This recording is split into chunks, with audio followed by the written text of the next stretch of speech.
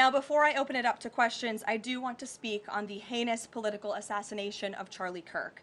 As President Trump powerfully stated yesterday, this assassination was an attack on everything that makes the United States of America the greatest country on earth. But that attack has completely failed. The heartwarming response from the overwhelming majority of the American people over the past 2 weeks is all of the proof that you need. The assassin who took Charlie's life can destroy flesh and blood, but he can never destroy the values that Charlie stood for. All across the country, millions of Americans have prayed, hosted vigils, attended church services, became politically engaged for the first time, and honored the legacy of Charlie and the ideals he died speaking for. The beautiful memorial service attended by President Trump and 100,000 great Americans in State Farm Stadium yesterday was just the latest example.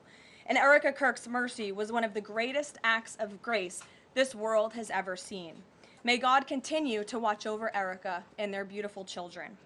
Unfortunately, there have been some jarring exceptions to this unity. This past Friday, 58 House Democrats voted no, and 38 voted present on a resolution that simply stated, condemning in the strongest possible terms the assassination of Charles James Kirk and all forms of political violence. There were no strings attached to this vote. This was a simple gesture of human decency to denounce political violence.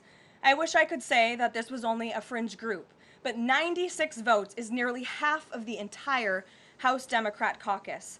And they didn't just vote against this basic resolution condemning political violence. A number of those same Democrats took to the House floor to smear Charlie Kirk's name. The man wasn't even buried yet, and Democrat members of Congress were denigrating his memory on the floor of the House of Representatives. This was truly a sad moment and a clear reflection of how radical the Democrat Party has become. Many Democrats in elective office have now been totally captured by a radical fringe of the far-left base who want to dehumanize every person they disagree with. We must continue to call this wickedness out. It's the only way that our nation can heal. For too long, past leaders have offered platitudes while political violence has been allowed to fester and harm innocent Americans. There has been coordinated campaigns dating back years, spearheaded by radical left-wing organizations centered on dehumanizing, intimidating, doxing, and even attacking Americans whom they disagree with. These groups have radicalized impressionable individuals to foment violence. An attempted transgender assassin traveled to Justice Brett Kavanaugh's family home with plans to end his life. An attempted assassin came within an inch of ending President Trump's life in Butler, Pennsylvania, and on the campaign trail, another attempted assassin tried to kill the president at his golf club in Florida. A left-wing assassin shot United Healthcare CEO Brian Thompson right in the back in the heart of New York City. ICE agents are facing a more than 1,000% increase in assaults for simply doing their jobs. Violent radical left-wing mobs engaged in illegal behavior, targeted Jewish Americans, and shut down America's college campuses under the previous administration. Left-wing mobs burned down Tesla dealerships out of, quote, protest of Elon Musk and his policies.